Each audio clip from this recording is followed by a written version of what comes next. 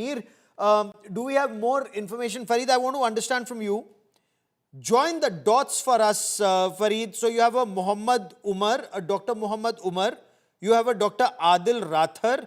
You have a Dr. Shaheen Shahid and Dr. Muzammil Ganai. How are the four of them interlinked? Did they study together? Were they working together? How did they get indoctrinated together? What more do we know?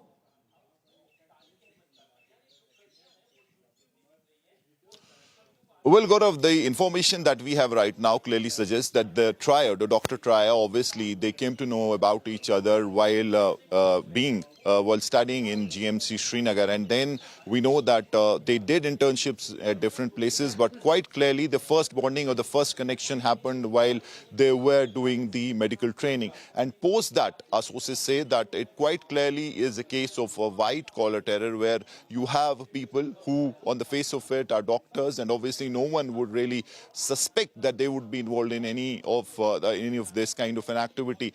But deep inside, they were highly radicalized, indoctrinated, and obviously we know what had happened in the last 4-5 years, where the security agencies came down hard on anything that was even remotely related to terror or subversive activity. So there was, in a way, a kind of a pin drop silence as far as the usual subversive network or terror network is concerned. And since there was a lot of pressure over the security agencies, so all this was happening discreetly and silently. They were into this. Now, how they were in connection with the Jash handlers, or who really was the brain behind from the other side, who was giving them instructions, and how all that was happening, obviously is a matter of investigation. But as of now, whatever we're gathering from our sources is that they were connected with each other. And since it was a sleeper cell, so obviously they were waiting for instructions. They were already dedicated to whatever cause they were after. It was a sleeper cell, so they were waiting for the instructions, and those instructions came in fact, our sources say post-Operation Sindoor, and then they got activated. Obviously, the other OGW network came in with the supplies, with the ammunition, but the bigger question is that how did they manage to do it in Delhi? Where did they get that material? All the timers, all the wherewithal that is required to make an IED or a bomb like the one that was detonated in Red Fort. So those are the questions that the security agencies are trying to find answers to.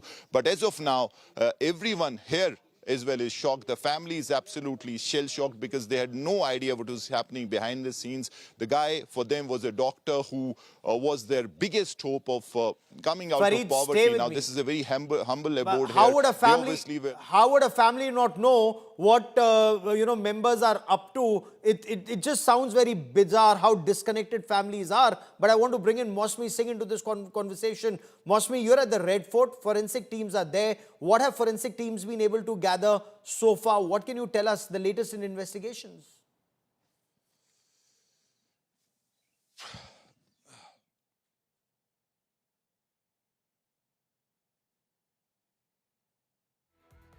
Mosmi, can you hear me? Okay, give me a... Gaurav, go on. yes, I can hear you. And we are right here at the Chandni Chowk Road, which has been cordoned off from the front, if you see. First, we'll want to show you what is happening right now here at Chandni Chowk. As the markets are closed, a 360-degree view will let you know that perhaps the road has been blocked, and nobody is allowed. Pedestrians are not allowed to go towards the blast site that's at the center. On the other side, if you see that all the shops here the shutters are down. There are lots of people who have come out, they've gathered, collected, and are discussing the very, very tragic incident that has happened yesterday.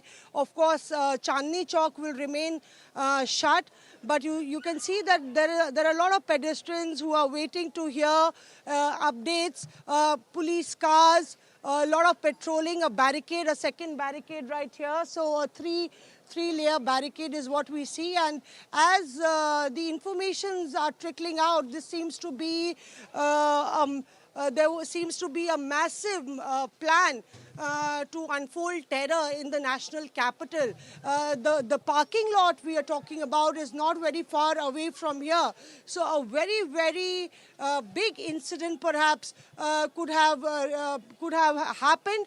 But right there behind me is the crossroad. If you see an aerial view of the Subhash Chowk where the blast site is, and it's quite a congested area, a very traffic heavy area where you see a lot of pedestrians also walking around, and that Gauri Mandir, where the doors of that windows or panes of that temple, you can see Gauri Mandir was shattered right there. The Lal Mandir also just in front of it. An iconic street, the Chandni Chowk, is in fact the heart of the national capital. And of course, you know, there was an attempt to, unleash terror.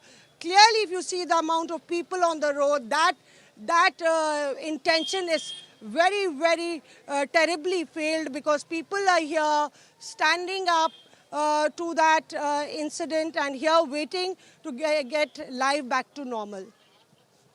Well, absolutely. Mosmi, stay with me.